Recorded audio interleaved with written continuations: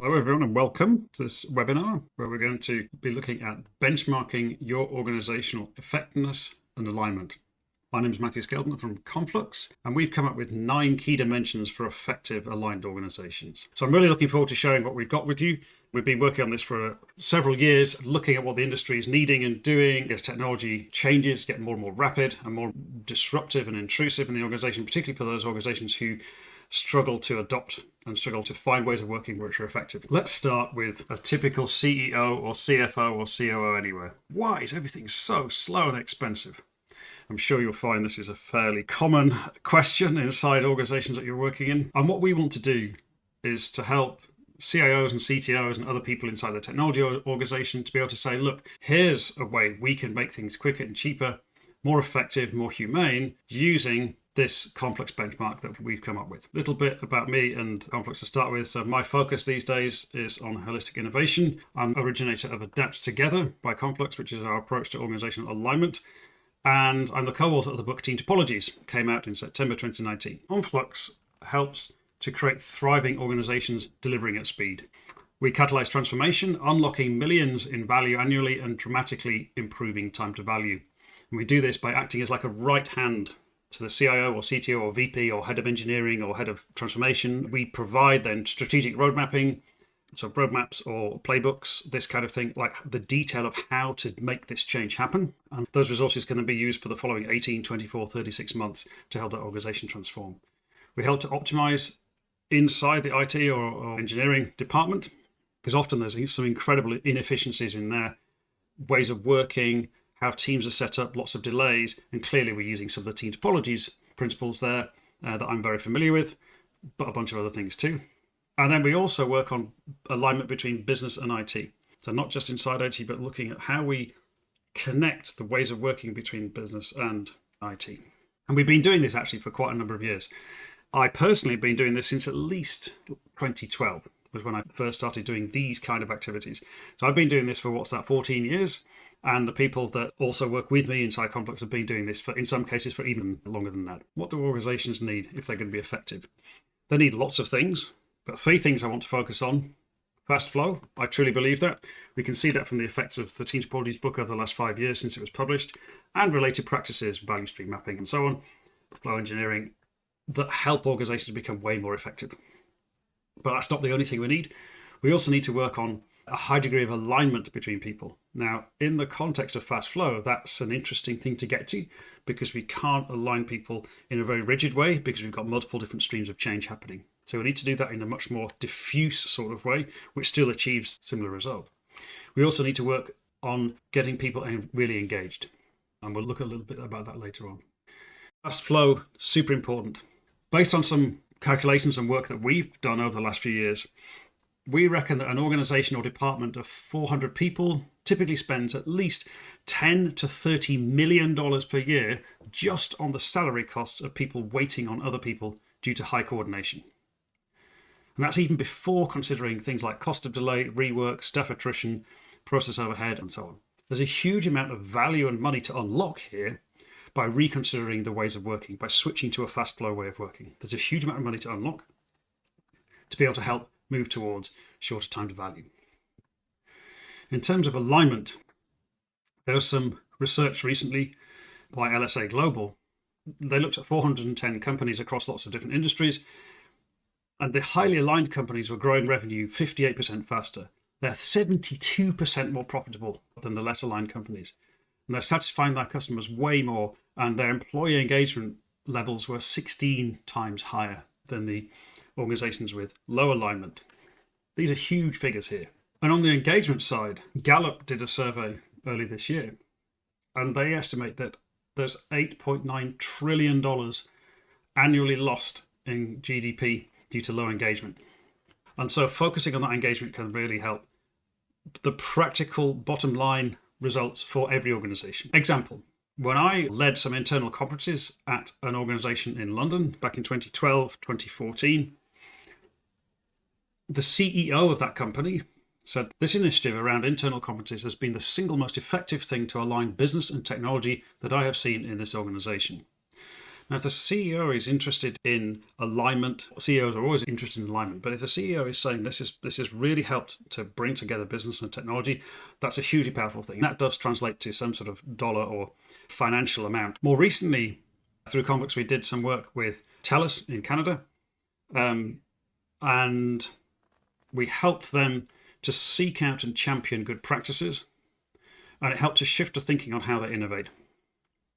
So we've been living and doing these kind of things for a number of years now, in some cases for a long time. I hear you asking a question, or it's there in the back of your mind. Won't Gen AI make all this irrelevant? Can't we just AI ourselves out of all these problems? The short answer is no. The longer answer is it's probably worth an entirely separate webinar. But if you think about the nature of what particularly generative AI is doing, it's best used in terms of augmenting and speeding up certain activities, not replacing them entirely. But there's a whole separate debate to be had about that. So let's just, for today, assume that basically Gen AI is not going to solve these kind of problems. There is a place to use it, but it isn't fundamentally going to solve anything, not in this kind of space. What do we need? What do we need to help address all these things? We need, in terms of fast flow, the starting point is to reduce coupling, to find good boundaries for flow, and team topologies and the related techniques help us to find good boundaries for flow. But we need to find ways to increase alignment, increase staff engagement, and to find and amplify good practices. These are things that we at Conflux have been doing for many years. We publish books, we have facilitated entire conference tracks, we've produced reports and things based on how organizations are succeeding in this kind of space. This is what we live and breathe basically all the time. Let's go back to the CEO and CFO and COO. Why is everything so slow and expensive?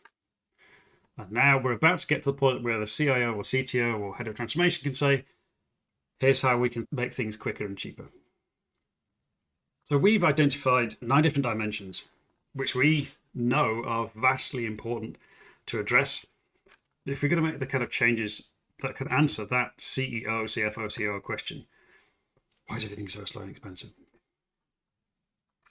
Let's look at these different dimensions. The first dimension is flow-centric value delivery. Apply principles and patterns and practices from value stream approaches like team topologies, other approaches too, including the low-level practices, things like continuous delivery, things like good version control if you're doing software, and so on. There's a whole stack of practices which you need in place to be effective in this space. We actually need to think about procurement for fast flow, like how are external suppliers' contracts worded and what's the responsibility boundaries there? Because if those boundaries are ineffective, we're not going to get fast flow at all. Psychological safety is the foundation of a healthy generative culture. That needs to be something the organization is seriously addressing. In some cases, financial services in the UK, for example, and I think in many parts of Australia, attention to psychological safety is something that's actually mandated for leadership. And I suspect over time we'll see that spread further outside of those 2 initial areas. What's the approach to active knowledge diffusion and kind of ground up alignment? So alignment from the ground up. So we're expecting alignment to come from people being engaged and sharing good practices, not forced top-down alignment, which doesn't really work. How are organizations sharing and improving practices? Like, are there some sort of performance or behavior incentives for sharing and contributing? What about hiring and training and learning development? We need to be prioritizing things like teamwork and collaboration and user experience and a service mindset and so on. And then when it comes to aligning IT with the rest of the business or the rest of the organization, taking the time to really understand and explain how technology works, but also understanding, of course, the needs of people outside of technology and how that relates to what technology can provide. These days, with the pace of technology changing so much and the new opportunities arising, ChatGPT and so on, everyone in the organization should be thinking about how they can innovate around the things that they do. The actual process itself might not change very much if it's payroll or something like this, but there'll be ways in which we can innovate around the edges at the very least to help make things more effective. And then finally, we need to look at the approach that the organization has to the design and dynamics of the organization. So organization design, but going beyond just a static structure, thinking about the relationships between different groups and people and teams and so on. So clearly, I'm slightly biased, but I think we should use team topologies as a starting point for that, a kind of foundation. to help us have a continuous evolution of service and team boundaries. Look at the chat. Thank you all for saying where you're from. Thank you all. It's good to see you. Let's have a little look about the actual benchmarking tool then now. So feel free to launch it now, but what I'm actually going to do is take you through it first. So my suggestion is that you just hold off on starting it right now. What I'd like to do is to give time towards the end for us to work through it like in real time, if anyone wants to stay for that.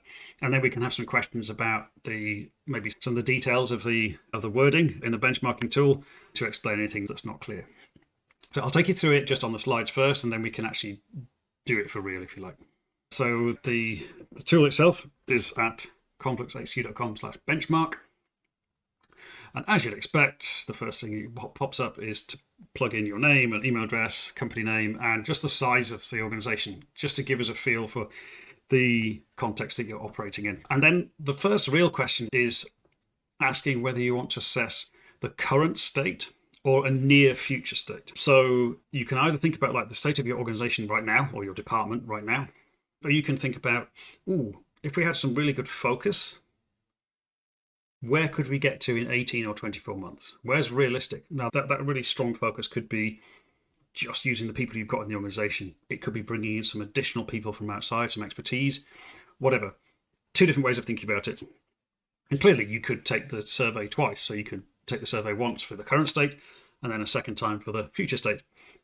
And the report that comes out the back will acknowledge which of these two options you chose. That comes in the report at the end. And then the question format looks like this. You can choose one or more of the responses. And if none of them are applicable, obviously you can choose none of the above and then end up not scoring for that particular question, which is fine. So it reflects where you've assessed things. And then you go through 9 separate questions like this. We think it takes about 10 minutes to do the whole thing. But I guess if English is not your first language, you might have to take a little bit longer, maybe 15 minutes or something. And then it pops out at the end and you get a results page like this, which has scored you on all these different dimensions here. And then it expands that a little bit towards the end with some details on each of these different 9 dimensions. That bit's fairly straightforward. If you've got any comments, just pop them in the chat. One of the things that we've done is to actually end up with 3 different formats effectively for looking at these different dimensions. So we've got this 10-minute online survey or benchmark that we're looking at now. We've got a 3-day triage version which expands on that on the online survey and looks in more depth at these 9 different dimensions. But it's still relatively modest, like it's quite a quick approach. It's only 3 days. But we've also got a 6-week version where we'll really dive into the details and start to produce some of this guidance that helps your organization to make some progress in this space. So depending on where you are and what your needs are, there's 3 different options basically that you can use. The 10-minute online survey or benchmark is clearly free. You can go and do that right now. And then if you want something a bit more involved, try out a little bit further, we've got the 3-day triage, and then something that's more comprehensive where we really start getting into the weeds and the detail, then we've got a 6-week offering for that. There's a question coming from Patrice. This is a benchmark using questions around practices or are there also questions on the performance aspects of the responding team? I'll show you in a minute. The benchmark approach is actually really looking at how the organization is approaching these 9 different topics. So it is looking a bit about practices, but it's looking at the organization's sort of disposition or stance on these things. So we can go into the survey in a second. I can show you. So this is the survey here. And of course, I need to fill all this stuff in. So I do Matthew Skelton.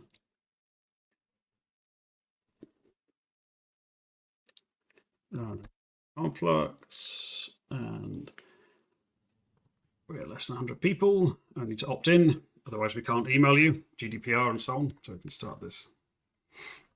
And I'm going to assess it for the current state of the organization right now. So where is my organization now? Or maybe I'm thinking about a customer organization or something like this, whatever, that's fine.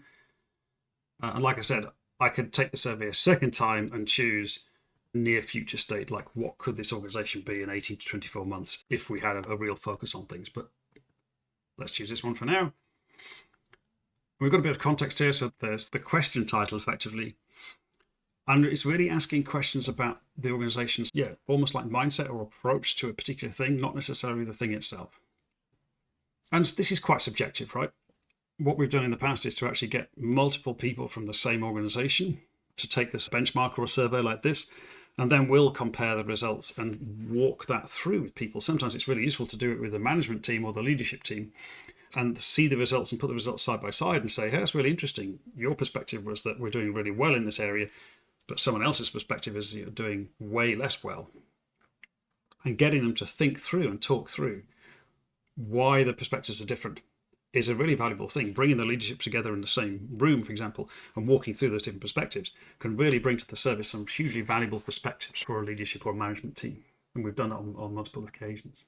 It's particularly important with a psychological safety question, actually, which we'll come to in a minute. So be realistic about which of these apply. So I'm going to say there's definitely explicit guidance used from Escaping the Build Trap or Sooner Safe Happier or Team Topologies and so on. So I'm going to say yes to that one. The concept and implication and value streams are well understood. That's all fine. What about procurement? The way in which we procure services works well with flow boundaries.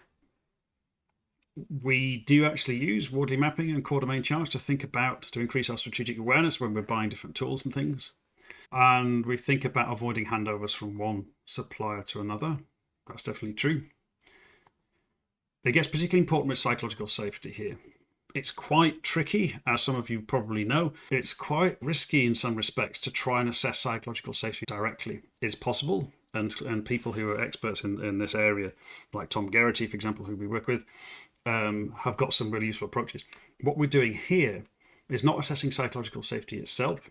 We're assessing the approach to that. What signals are management giving? How much time and effort is spent like talking it through and giving space for people to be aware that psychological safety is a thing that we need to do. So that makes sense. This is a really good example where we're not assessing the thing itself. We're not assessing the performance, if you like. We're not assessing psychological safety itself. We're assessing the organization's approach to it. And that's quite important. Hopefully that makes sense, Patrice.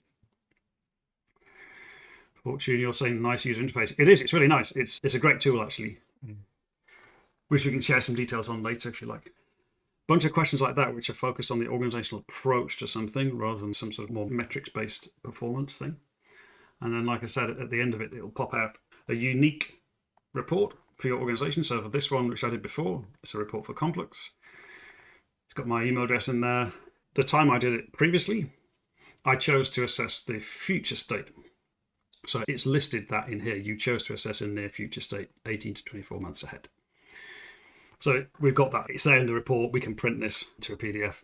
We will at some point soon have an automatically generated PDF version, which will get emailed to you as well. Right now, it just sends you to this page, but soon we'll have the PDF version ready. So potentially, if you're watching the recording of this session in a couple of months after October 2024, then almost certainly you'll be receiving a PDF as well. So we've just actually captured in here what is flow-centric value delivery and why is that important? Because obviously then you can take this report, you can send someone the URL, the link, or you could potentially print a PDF of the page effectively and send that to someone directly from here. We've included this level of detail because this can help to change mindsets or to shift opinion or thinking amongst your peers, your colleagues, or other people that work in your organization as well. Like, why should we care about sharing improving practices? Here's some reasoning why we think that's important. So this kind of 10-minute, 15-minute online survey benchmark tool that we've been looking at today, we've got a 3-day triage version of that and a 6-week quick start version. If you're interested in the quick start version, head to this address here, confluxxq.com quick start -flow. It gets you here, and it just gives a bit of an outline about what our 6-week quick start program includes. Effectively, it's an expansion of what's inside the benchmark, plus a few other dimensions too. Interested in that, please get in touch. Actually, just put the link in the chat. There's a great question from Patrice. Thank you very much. Is the score competitive positioning within the industry? It's a good question. I think it's not exactly competitive positioning exactly, but what we probably expect to do over time is once we collect some more responses from people, we can aggregate that, anonymize it, and then do some sort of analysis on what kind of responses we're getting from people, and we'll potentially publish that, obviously, like I said, anonymously, or the data made anonymous. But I think we could get some interesting insights out of that over time. We're not trying to necessarily directly compare. It's more about helping organizations to realize what's important to focus on for themselves. But it could be interesting, further down the line to look at some anonymous comparisons and see what different, maybe parts of the world, different sectors, different industries, how they see themselves at the very least on these different dimensions. As I mentioned, we're helping organizations do these kind of things on a regular basis. We actually did some work with an organization called ABC Glowfox. They're headquartered in Cork in Ireland, part of the ABC Fitness Group. And we helped to tell their story of how they achieved fast flow. So if you want a real kind of case study of an organization that has had big success using things like team topologies and fast flow principles and continuous delivery and communities of practice and addressing psychological safety and all the dimensions we talked about in the survey just now, go and have a look at this, confluxhq.com/glowfox. You can download the report. We do have some printed versions available, but there's a PDF version which you'll get if you sign up to that. It's an amazing story. We love what they've done over the past, I think it's 3 or 4 years. And it's a real kind of shining beacon of like how to think about making your organization set up for success in this space. I'll put the link in the chat before we leave as well. Question here from Patrice again. We'll wait till we've got a decent number of responses before we start to aggregate the data. Otherwise, it's not convincing enough. Now's probably going to be a good time to get involved if you like. If you want to do the benchmark right now, that'd be brilliant. Go ahead.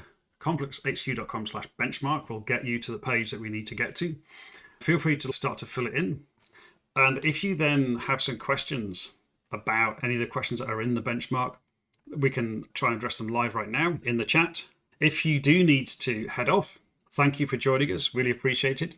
Just get in touch via the website or social media, and we'll be happy to answer any more questions. I'm happy to stay around here and answer any questions in the chat. And also some feedback. If you've got some feedback on some of the questions, if some of the questions feel slightly strange maybe, or not quite right, or don't address some of the things that you'd expect to see, let's have that conversation and see where you get to. Interesting comment from Fortune. Thank you. At the moment, it feels very much disposition for being a successful competitor in today's VUCA market. And I think that's accurate. I think I'd agree with that in the sense that operating context is very volatile, it's uncertain, it's complex, and so on.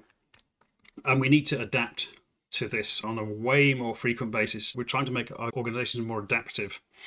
And so that's what we're trying to nudge by this benchmark. Yes, clearly you need to think about technology, you need to think about all the things that your organization probably already thinks about.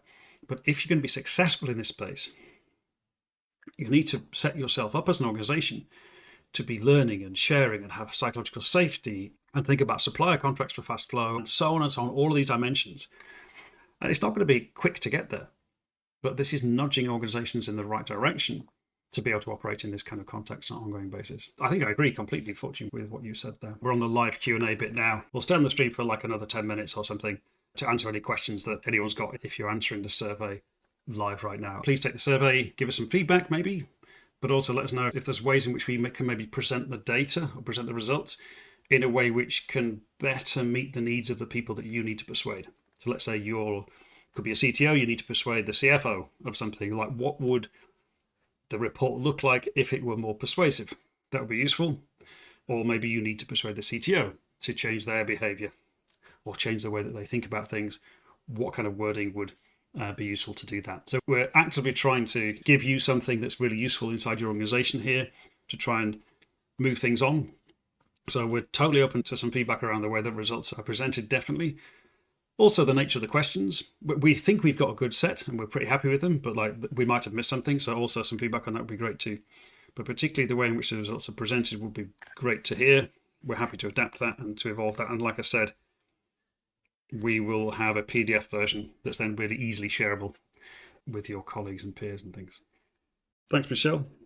Some of the dimensions or some of the wording, some of the dimensions is probably influenced by some conversations that we had recently, Michelle. So thank you for that. I appreciate it. Nice question from Fortune. How exactly are you linking this survey to people's value stream maps and value stream management and for a joined up view? So the linking through to the value stream stuff is what we'd then start to do in the 3-day triage and certainly in the 6-week quick start. So having the right conversations and explaining how this stuff links together. There's no explicit link directly in the report that comes through after the benchmark. Deliberate, because this is quite a high level thing, trying to get the thinking working, trying to get some discussion started. But yes, there's linking up that needs to happen. Takes a bit more time, takes a bit more person-to-person explanation, maybe some training.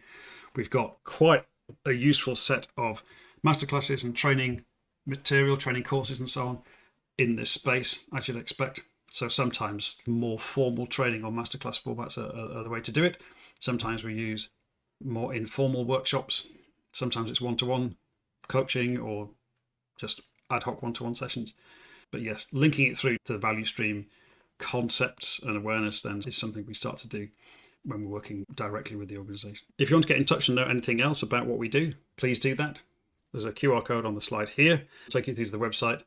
Drop us an email and we'll send you some more details and we can arrange a chat. Range of different organizations over the last few years. And so the benchmark is really born out of that direct work with the kind of challenges that these organizations have. Because as we've seen from reports like State of DevOps report, that's been going for more than 10 years now, the high performing organizations versus the low performing organizations in kind of IT delivery, the landscape is stretched more and more. The organizations that really get it, that really have found ways of working that actually work and are really effective, those organizations are running ahead. Whereas the organizations that are still struggling and that haven't invested in good practices are slipping further and further behind effectively. And you can see this in regulated industries where the regulator is insisting quite rightly on more and more regulations coming in, particularly around financial regulation, but other regulations too.